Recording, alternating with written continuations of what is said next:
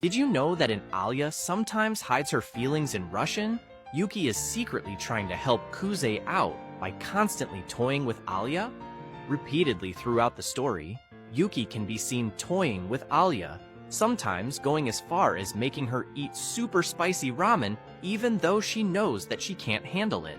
However, when Yuki confirms that Alia has feelings for Kuze, she starts pretending to be a romantic rival, as she tells Alia that she loves Kuze, and even claims that she loves him even more than she loves her own parents. On top of this, she constantly drives home the fact that she knows a lot more about Kuze than Alia does, as they have been close with each other since they were kids. Despite all her teasing, Yuki was actually doing all of this in hopes that it would push Alia to try and become even closer with Kuze, as Yuki actually wanted the two of them to end up together.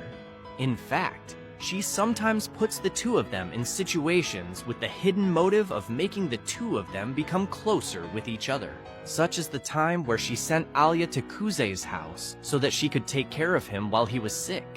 You know that in Charlotte, there is an ability wielder who could recover Yu's memories? Fortunately, Yu never plundered the abilities from anyone in Japan during his mission, and there's someone in the academy who has an ability that can recover memories, but its drawback could be devastating. So during a manga side story, Tamori was about to go to another ZN concert, but she lost her ticket, and she couldn't remember where she had put it. Because of that, she desperately asked Yu and Takajo to help her find it, and after looking through the entire student council room, they still hadn't found it. Then Takajo had the idea that they should search for people with abilities that can help them in their search, because the whole academy was filled with ability wielders. And after searching for a while, they found someone with the ability who lets them eat things after their expiration date. Then they found someone whose ability let them recognize men from women just based on smell, and neither would help in their search for the ticket. However, they finally found someone that they thought could help, and Takajo said her ability could help Tamori remember where she left her ticket. So without hesitation, Tamori let the girl use the ability on her, and suddenly she remembered that there was a sale on beef bento boxes, but nothing about her ticket. That's when Takajo revealed the true nature of her ability, and it's also the reason why it'd be devastating if they tried to recover all of Yu's memories with it, and it's due to the fact that the ability replaces a random memory with a random forgotten one. You know, it wouldn't have mattered if humans had the revival fluid before the first global petrification in Dr. Stone. Swallows were petrified a few days before humans, allowing for a brief time period where scientists were able to research and observe the petrified state of the birds with modern technology, and they could have come up with a revival fluid within that time, but it wouldn't have mattered if they did. Senku was able to figure out the revival fluid in the Stone Age, but it took him years. However, with the help of modern technology and the mass amount of humans researching the petrified swallows, there's reason to believe that at least one person across the globe could have figured out a way to undo the petrification within the short time period that they had, especially when researchers had already figured out that the stone from petrification reacted to nitric acid. But there are more issues humans would have to face if they wanted to prevent petrification. Humans would first have to figure out when the petrification was going to happen, so they would know when to use the revival fluid. They would then have to figure out a way for the fluid to hit them right as they were petrified. But even if they solved these problems, they would still be petrified. This is because Y-Man sent thousands of Medusas to activate at once, sending thousands of petrification waves. Did you know these secrets about Simbali Rudolph in Uma Musume? First, her outfit is filled with secret symbolism. She has 7 medals on her uniform, which directly reference the 7 G1 victories her real-life counterpart achieved. She also has a solo song in the game called 7 to reference this as well.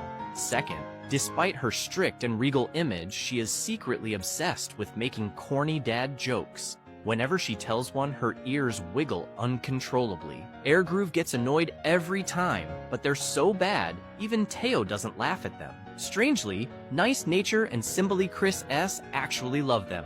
Third, in the original concept for the anime, Rudolph was actually supposed to be in a relationship. In the very first teaser for the anime, there are small hints given throughout that show, a building relationship between Rudolph and Aguri Cap. However, this idea would end up being scrapped, leaving us with the Rudolph we know now. Did you know that in Death Note, someone almost started a world war just to prove a point? That person was Mello, the second most intelligent student from Wami's house. Always stuck in Nier's shadow, Mello's entire drive came from an obsession to prove that he was the rightful successor to L, and he wanted to bring down Kira to prove that. His inferiority complex defined his every move, pushing him to cross lines others never would. He kidnapped Sayu Yagami just to gain leverage. He orchestrated the unalivement of nearly the entire SPK and even managed to steal a death note and blackmail the President of the United States using it. Mello threatened that if they did not help him catch Kira, he would use the notebook to force the president to launch nuclear missiles and start World War III. But none of this was truly about justice.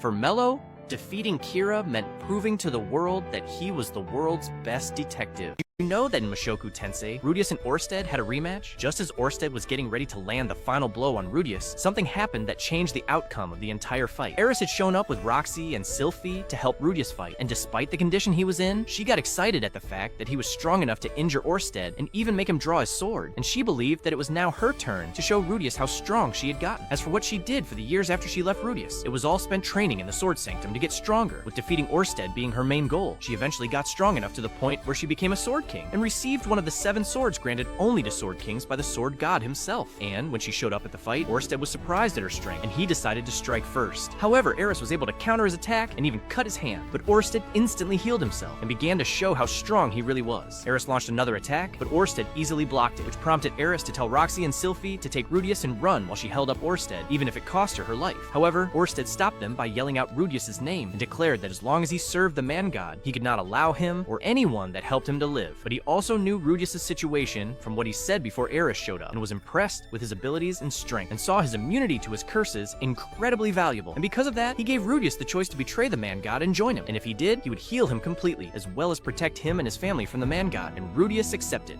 Did you know these secrets about Tokai Teo in Uma Musume? The first fact is that Teo loves Rudolph so much that she even mimics her celebration. They both hold their fingers up after a race to signal how many crowns they have won out of the Triple Crown. Sadly, Teo was never able to do a 3-finger celebration due to getting injured before she was able to run in her last race of the Triple Crown. The second fact actually builds off of Teo's obsession with Rudolph. However, it is something she dislikes about her. Every time they are around each other, Teo gets super excited, and she idolizes everything Rudolph does. But the one thing Teo can't stand is Rudolph's habit of saying terrible puns. The third fact is hilarious, and it is because Teo is actually the reason for a massive meme. During the anime, Teo regularly walks down the street singing her infamous Hachimi song. However, someone remixed one of the scenes to make it seem like she was singing Ballin' by Roddy Ricch, and it turned into a massive meme. Did you know that in Alia sometimes hides her feelings in Russian? Alia tricked Kuze into buying something for her? In the light novel, during their date for Kuze's birthday, the topic of who was paying for their food came up. Alia mentioned that in Russia, it was customary for the birthday person to pay for the bill, and asked Kuze if she could expect that from him. Kuze quickly said yes, as he planned on paying anyway. However, before Kuze could touch the bill, Alia took it upon herself to pay, and told him that she was joking and the date was her treat. Reluctant to let her pay, Kuze tried to convince her that he could cover the bill, but Alia reassured him that it was fine and that he could pay next time they got something. That something ended up being a lot sooner, as once they left the restaurant, Alia's sweet tooth got the best of her, and she mentioned that it wouldn't be a birthday without cake, and that there was a bakery with amazing cake nearby. Trying to repay his debt, Kuze offered to take her there and pay for them, and Alia ended up eating 5 pieces of cake, and the bill ended up being significantly more than what Alia paid for lunch. Did you know that in the 7 Deadly Sins, Meliodas' and Elizabeth's personalities were originally supposed to be drastically different? Before the official 7 Deadly Sins manga was released, there was a one-shot chapter for it that covered Elizabeth meeting Meliodas. This chapter would have a similar plot to the one shown in the story, but it would also have some major differences. Some of these differences would be the absence of Hawk, and Hawk's mom, Meliodas having a giant sword, and Meliodas actually being able to cook. However, one of the most notable differences would be how different Meliodas' and Elizabeth's personalities are in the one-shot compared to the actual series. In fact, their personalities would be almost the opposite of what they were in the official series, as Meliodas would be very shy and sometimes frightened, and he would be especially shy around Elizabeth, while Elizabeth would have a very outgoing, bold, and energetic personality personality to the point where she would sometimes do ridiculous things. Why is there no Sin Archbishop of Envy in ReZero? In one of Subaru's final loops of Arc 3, Pedogyu said that out of the 6 Sin Archbishops, Pride is the only one missing. And since we know that all the other Sins have a Sin Archbishop, it not only means that Envy is missing, but there's not even a seat at the table for Envy as a Sin Archbishop. And the reason for this is found in what makes a person a Sin Archbishop, as every single Sin Archbishop possesses the witch factor of their respective sin. And that's also the source of power from which their authorities come from. And I think this also explains why Pride has a seat as a Sin Archbishop but is empty, as the witch factor of Pride exists out in the world somewhere, but it could be that someone hasn't claimed it and or it hasn't been found and given to someone by the witch's cult yet. It is also possible that there is a person with the witch factor but they haven't joined the cult yet. As for Envy, there is no seat for it as a Sin Archbishop because of the nature of witch factors, as the owner of a witch factor has to die in order for the factor to be transferred to someone else. However, Satella never died, she was just sealed, meaning that she is still in possession of the witch factor of Envy, and that makes it impossible for someone else to hold it and for a Sin Archbishop of Envy to exist.